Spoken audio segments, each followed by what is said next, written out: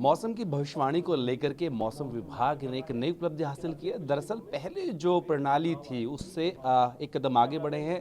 पहले रिजोल्यूशन था 12 किलोमीटर का, जो घटकर अब 6 किलोमीटर का रह गया है। भारत फोरकास्टिंग सिस्टम क्या है, बताने के लिए हमारे साथ में मौसम विभाग के महानिदेशक डॉक्टर महापात्रा जी हैं। सर, थोड़ा बताएं इसके बारे में संक्षेप में। आज honourable minister of art sciences doctor Jitendra Singh साहब ने देश को समर्पित किए हैं भारत फोरकास्ट सिस्टम। ये एक ग्लोबल मॉडल है और ये मॉडल पहले जैसे हमारा मॉडल था इससे भिन्न है। इसका रिजोल्यूशन 6 किलोमीटर है, यानी हर 6 किलोमीटर में एक पूर्वानुमान ये जारी कर सकता है। पहले हमारा जो मॉडल था इसका पूर्वानुमान 12 किलोमीटर ब्लॉक लेवल था, इसलिए ब्लॉक लेवल पूर्वानुमान पहले दे रहे थे। अभी पंचायत लेवल पूर्वानुमान देने के लिए ये मॉडल हमको सहायक होगा। सिर्फ इतना नहीं, पूरी ग्लोब में देखेंगे तो ये पहला मॉडल है, ग्लोबल मॉडल। इंडिजिनस है, पहला ग्लोबल मॉडल है जिसका रिजोल्यूशन 6 किलोमीटर है। सबसे बड़ी बात है कि जब आप पंचायत लेवल पर पूर्वानुमान जारी कर पाएंगे तब जो हमारा रूरल इंडिया है, जहाँ कृषि है, जहाँ हमारे फार्मर्स भाइयों बहनों है, जहाँ फिशरमैन है, मछुआरे हैं और छोटे छोटे बिजनेसमैन है, जनरल पब्लिक है, उन सभी को इसका जानकारी मिलेगा सटीकता के साथ। क्योंकि हम इसको कंपेयर किए हैं पहला मॉडल की तुलना में, ये मॉडल का भी पूर्वानुमान ज़्यादा एक्यूरेट होगा। और जो हमारे अभी एस्टेब्लिश सिस्टम है, जैसे कि मोबाइल ऐप है, इसके ज़रिए हम हमारा पूर्वानुमान पंचायत लेवल पर, जैसे कि वार्ड मेंबर, सरपंच वगैरह को तो पहुंचा रहे हैं मिनिस्टर पंचायत राज के मोबाइल ऐप में। हमारा मोबाइल पे कोई भी व्यक्ति कहाँ भी खड़े होकर कोई जगह का पूर्वानुमान को देख सकते हैं। इसको हम हर घर मौसम बोल रहे हैं। इसमें मॉडल यूटिलाइज होगा और इसमें 10 दिन का पूर्वानुमान होता है।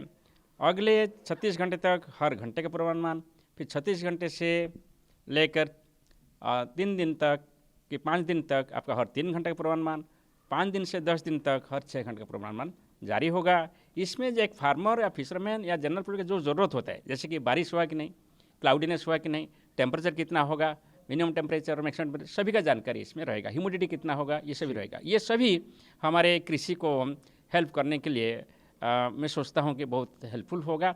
और इसमें जो जानमाल का नुकसान हो रहा है इसको मिनिमाइज करने के लिए भी बहुत हेल्पफुल होगा। सर, मौजूदा सवाल पर आते हैं कि लेमैन की भाषा में आपसे समझना चाहूँगा। अभी हम देख रहे हैं उत्तर भारत, खासकर बात करें दिल्ली एनसीआर आसपास के क्षेत्रों में 60-70 के किलोमीटर की स्पीड से हवाएं चल रही हैं। ये क्या है, मतलब लेमैन इसको कैसे समझे? प्री मानसून क्या क्या है? ये तो अभी मानसून नहीं हुआ है, नॉर्थ इंडिया में मानसून आया नहीं है। ये में लेकिन दस्तक दे चुका है। हाँ, साउथ इंडिया में मानसून आ चुका है। नॉर्थ इंडिया में अभी जो कभी कभी ऐसे स्ट्रॉन्ग विंड हो रहा है, ये थंडरस्टॉर्म के साथ हो रहा है। थंडरस्टॉर्म में स्ट्रॉन्ग विंड होता है, रेनफॉल भी होता है, कभी कभी ओलावृष्टि भी होता है और लाइटनिंग होता है।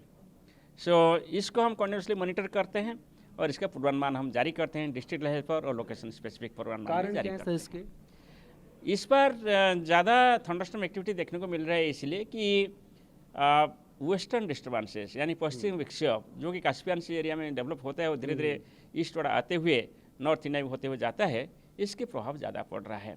तो इसके प्रभाव में ये आप बता सकते हैं कि ये एक ट्रिगरिंग मैकेनिज्म होता है। ऐसे ही आपका समर सीजन में थंडरस्टॉर्म होता है क्योंकि ज़्यादा हीटिंग होता है। इतना नहीं देखा 60-70 किलोमीटर प्रति घंटा। नहीं, 60-70 किलोमीटर होता है, विंड स्पीड होता है। वो कुछ नई बात नहीं है। नई बात यही है कि इस बार इसका जो फ्रीक्वेंसी है वो ज़्यादा है। इसका कारण यही है कि जो बार बार वेस्टर्न डिस्टर्बेंस एक के बाद एक आ रहे हैं, इसके साथ साथ जो मॉइस्चर सप्लाई हो रहा है बे ऑफ बंगाल अरेबियन सी में, ये थंडरस्टॉर्म को ज़्यादा एक्टिव कराते हैं और इसलिए हमको ऐसे विंड्स, रेनफॉल के साथ थंडरस्टॉर्म देखने को मिल रहा है। ये स्थिति कब तक बनी रह सकती है सर? ये अभी स्थिति जारी रहेगा।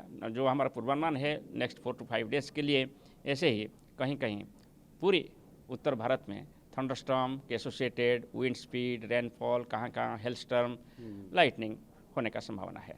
सर, ये भी कहा जा रहा है कि 1971 वाली कंडीशंस फिर से बनी है इस तरह के मौसम को लेकर के। देखिए, एवरी मानसून इज़ यूनिक। सो हम इसको मॉनिटरिंग कर रहे हैं सीजन से शुरू करके, फिर मंथली फोरकास्ट, फिर every week forecast for next 4 weeks, फिर every day forecast for next 7 days, then every day में फिर हर 3 घंटे में हम फोरकास्ट दे रहे हैं। तो जैसे आपने बताया कि साउथ में आ चुका है मानसून और दिल्ली में भी इसका मतलब पहले ही आ जाएगा। बीच में कुछ ब्रेक की बात भी की 2 जून के आसपास, थोड़ा समझा दीजिए। दिल्ली के बारे में हम कुछ नहीं बताया अभी 2 अर्ली। हम सिर्फ अभी बोल रहे हैं कि साउथ इंडिया में आ चुके हैं और धीरे धीरे ये आगे बढ़ रहा है। अर्ली है, 8 से 10 दिन अर्ली है मानसून अर्ली पहुंचा है। जैसे मुंबई में यूजुअली जून 10 को आता है और आज मानसून मुंबई में पहुंच गया है। ब्रेक भी लेगा सर बीच में 2 जून के आसपास बताया जा रहा है। मानसून सिस्टम तो ऐसा ही होता है, कभी एक्टिव होगा, कभी फिर वीक होगा और अभी नेक्स्ट 3-4 डेज के लिए मानसून एक्टिव रहने का संभावना है। बात करने शुक्रिया। वीडियो सहयोगी सुनील के साथ जितेन भाटी, टीम भारतवर्ष, दिल्ली।